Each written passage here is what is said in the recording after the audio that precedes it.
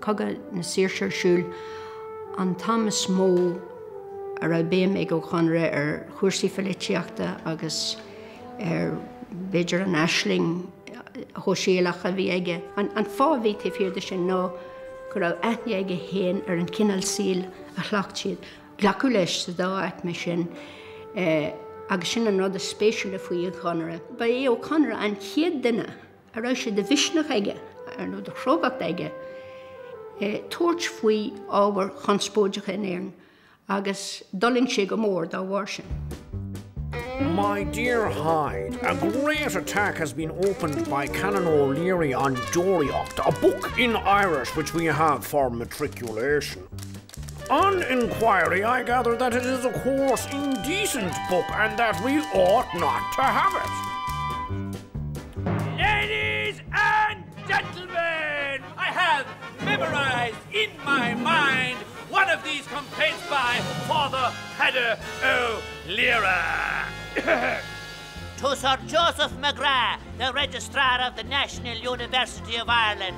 Sir, the novel Doriacht by Padraic O'Conaire is the history of a young Irishman who goes to seek his fortune in London. The book is an elaborate effort to analyse the workings of his perverse mind. In the course of his adventures, he joins a travelling show. The fat woman of the show falls in love with him. At page 46, she brings him a bottle of whiskey.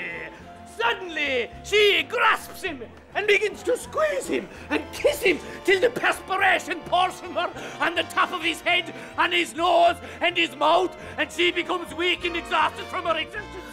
And he becomes weak and exhausted himself, and the appearance of a third party now interrupts the scene. She brings him to the room she occupies. She puts him on the bed. She begins to fondle his fingers.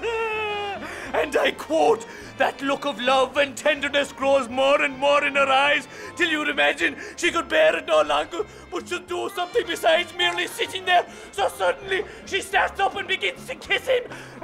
And the dots here represent the further stages of the proceedings. In a fit of remorse, she returns home for a while, keeps good for a little while in, but suddenly falls victim again to the habits of drink acquired on the streets of London. She is driven away from home and presumably takes up again her life as a prostitute on the street. This, ladies and gentlemen, is just a mere sample of his work, and I declare that we ought not to have it. Yours in Christ, Padraic O'Leary. Taréis na Seanchas, buoinach nóra bharcais vig do chuirsa chláiste ollscoile bhleá clia, agus buoinach Doriacht do chuirsa an bhathránaigh. Is simúil gur be an leabhar bhíoch ar a gúrsa ribh Doriacht ná Sianna. Cé scríomh an taithid Padraic O'Leary. Bhí sé go mór chun tosaigh in sna rudaí bhí á martú aige.